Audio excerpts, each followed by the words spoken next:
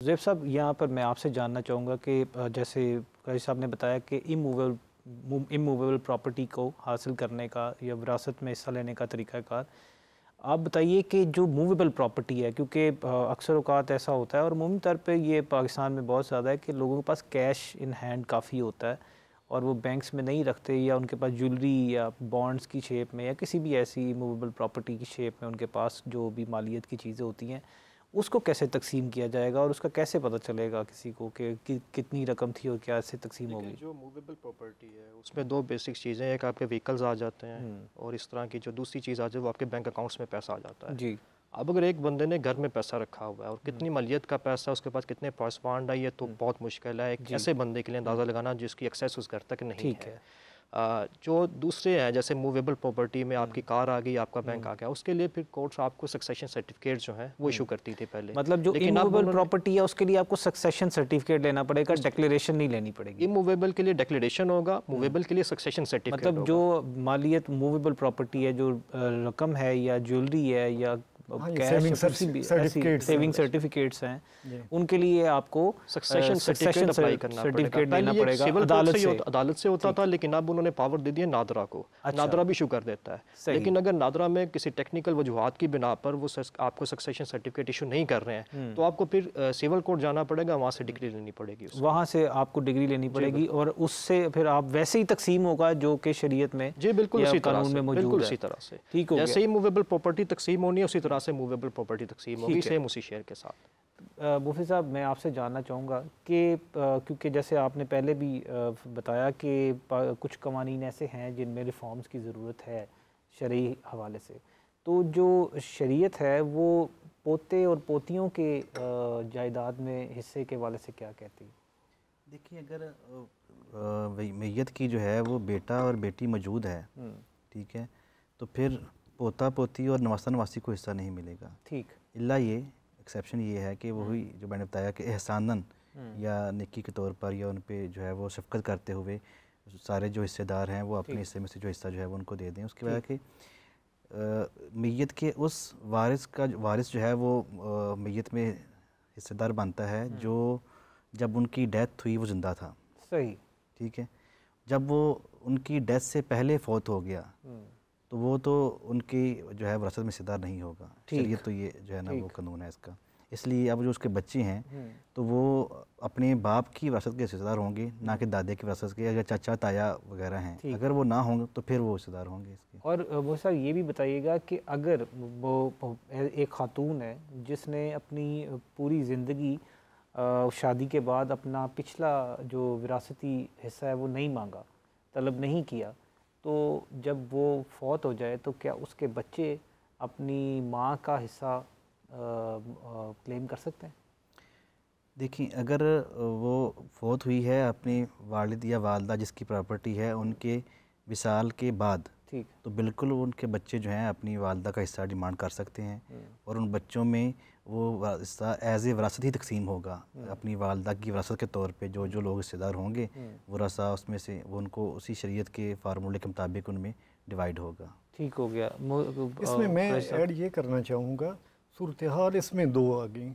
एक चीज़ ये है कि क्या वो प्रॉपर्टी जो उसके पेरेंट्स की थी क्या वो अपने बाकी बच्चों को दे गए, उसके भाइयों को दे गए, या उसके नाम भी थी, सिर्फ कब्जा नहीं दिया गया था।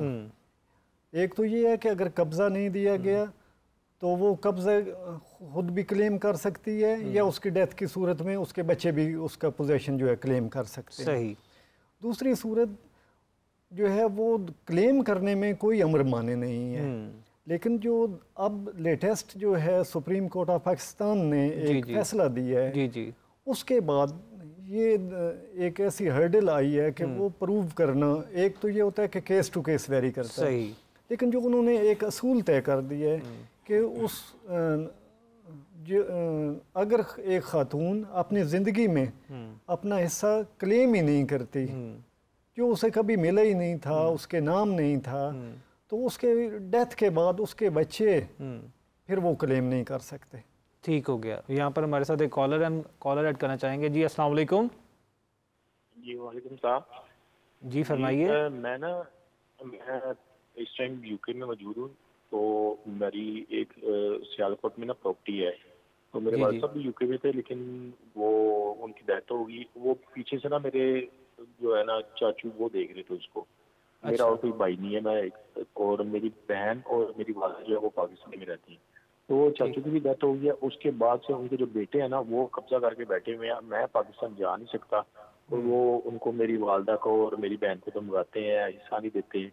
तो इस बारे में कैसे, मतलब मैं नहीं जा सकता पाकिस्तान, तो इधर से बैठ के इस तरह का है कि पाकिस्तान में, या वो कैसे इसको लीगल प्रोसीड कर सकते? जी, हम पूरी कोशिश करते हैं आपको आपके मसले का हल बताया जाए। जी ज़ुहैब साहब। सबसे पहले इसमें ये देखें कि इनकी जो प्रॉपर्टी है इनकी वालिद और बहन जो हयात है उनके नाम पे ट्रांसफ़र हुई है या नहीं। विरासत ज़ाहिर है, अगर वो डॉक्यूमेंट ही नहीं दे रहे होंगे तो फिर कैसे होगा? हो सकता है कि विरासत पीछे जो है वो इंतकाल हो गया हो उसका, लेकिन उसका पोजेशन ना हो गया हो। अगर इंतकाल नहीं हुआ तो सबसे पहले इनको अपने नाम पर उसका इंतकाल करवाना पड़ेगा। ठीक है। उसके बाद कानून फिर आपको रास्ता देता है, आप इलीगल डिस्पोजेशन एक्ट के जरिए से भी जा सकते हैं। इंतकाल कैसे करवा सकते हैं वो बाहर से बैठ के, ये भी बता दीजिएगा। बाहर से बैठ के जैसे ही पावर ऑफ टर्नी दे दें, अगर खुद पाकिस्तान नहीं आ सकते तो अपने नाम का पावर ऑफ टर्नी दे दें। उनकी वालदा और बहन यहाँ पे हैं तो वो कोर्ट में पेश हो जाएं और ये पावर ऑफ टर्नी के जरिए से वहाँ पे पेश हो जाएं। नहीं है तो तीनों भी अपना पावर ऑफ टर्नी किसी भी पर्सन को दे सकते हैं, किसी ट्रस्टवर्दी पर्सन को।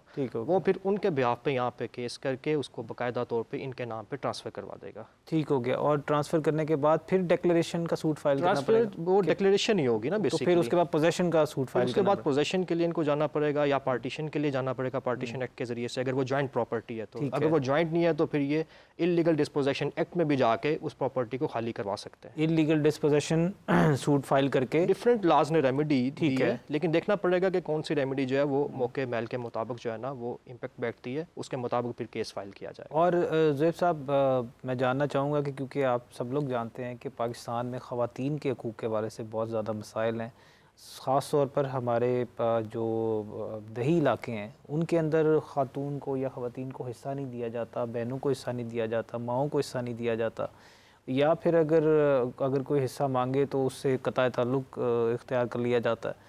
और ये भी देखा जाता है बहुत ज़्यादा कि फ्रॉडुलेंटली कागजात बनवा लिए जाते हैं या उनसे हिस्सा लिखवा लिया जाता है। मैं चाहूँगा कि आप इसमें शरीयत के हवाले से भी बताइए और आप कानून के हवाले से भी ज़रूर बताइए। जी बिल्कुल, जैसे कि मैंने आगाज़ में बताया कि इस्लाम से क़बल जो है वो ऐसा था कि ख़वातीन को, यहूदियत में भी इवन ऐसे ही है कि मर्द को उसकी विरासत में हिस्सा मिलता है, ख़वातीन को नहीं मिलता। इस्लाम ने आकर ख़वातीन को उनके हिस्से जो है वो दिए, और अगर कोई शख्स हिस्सा नहीं देता तो वो अल्लाह और रसूल के अहकामात के से जो है वो इन्हिराफ़ कर रहा है, उनका इनकारी है, उनको नहीं मानकर जो है वो कबीरा गुनाह का मुर्तकिब हो रहा है। और वो जो उससे आमदन उसे आ रही है, रकम उसे खा रहा है, वो हलाल नहीं है, वो हराम है उसके लिए। इवन के उसमें जो है वो आमेज़श, मैंने एक हदीस मुबारक पढ़ी थी कि किसी के बंदे के पास जो है वो 10 दिरहम का वो लिबास ख़रीदता है और उसमें 9 दिरहम उसके हलाल की हैं, 1 दिरहम वो जो उसमें हराम का शामिल होता है, तो तब भी वो लिबास पहनना उसके लिए जायज़ नहीं है, हलाल नहीं है। और वो लिबास पहन के नमाज़ पढ़ते तो नमाज भी उसकी जो है वो कबूल नहीं है। जी।